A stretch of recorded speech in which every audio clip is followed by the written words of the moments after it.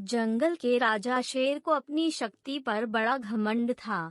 वह स्वयं को सबसे शक्तिमान समझता था, इसलिए जंगल के हर जानवरों पर अपनी धौंस जमाता रहता था।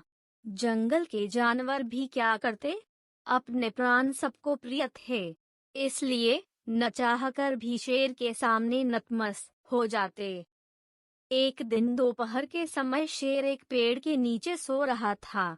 वहीं एक मच्छर भिन भिना रहा था, जिससे शेर की नींद में खलल पड़ रहा था। वह एक मच्छर से बोला, ऐ मच्छर, देखता नहीं मैं सो रहा हूँ, भाग यहाँ से, नहीं तो मसल कर रख दूंगा। मच्छर बोला, क्षमा करे वनराज, मेरे कारण आपकी नींद में व्यवधान उत्पन्न हुआ, किंतु आप मुझे ये बात नम्रता से भी कह सकते हैं। आखिर मैं भी इस धरती का जीव हूँ। अच्छा, तो तू छोटा सा मच्छर मुझसे जुबान लड़ाएगा? और क्या गल कहा मैंने? तुम मच्छर हो ही ऐसे का कि कोई भी तुम्हें यूं मसल दे। मैं तो ये बार बार कहूँगा, क्या बिगाड़ लोगे तुम मेरा? मच्छर को शेर की बात और व्यवहार बहुत बुरा लगा। वह अपने साथी मच्छरों के पास गया और उन्हें सारी बताई। सभी मच्छरों को शेर की बात चुभ गई। उन्होंने तय किया कि इस संबंध में एक बार सब मिलकर शेर से बात करेंगे। सभी मच्छर शेर के पास पहुँचे और बोले, वनराज, हमें आपसे बात करनी है। जल्दी बोलो, मुझे तुम जैसों से बात करने की फुर्सत नहीं है। गरजा। ऐसा नहीं है, अगर आप शक्तिशाली हैं, तो हम में भी इतना सामर्थ्य है कि आवश्यकता पड़ने पर हम किसी का भी सामना कर सकते हैं और उसे हरा सकते हैं। हम आपको भी हरा सकते हैं। मच्छर भी चुप न रहे। यह सुनकर शेर हंसते हुए बोला, तुम लोग मुझे हराओगे? तुम लोगों की इतनी हिम्मत कि मेरे सामने आकर ये बात कहो।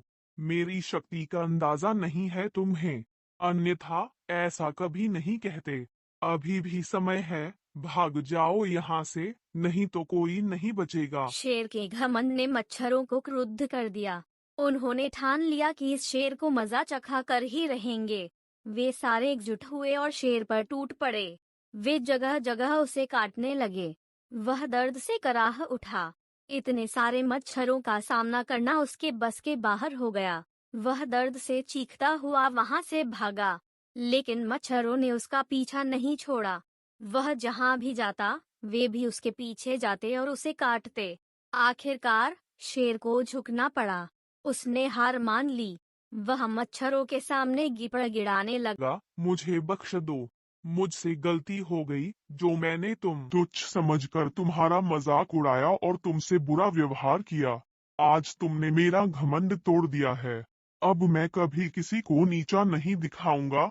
मच्छरों ने शेर को सबक सिखा दिया था, इसलिए उन्होंने उसे काटना बंद कर दिया।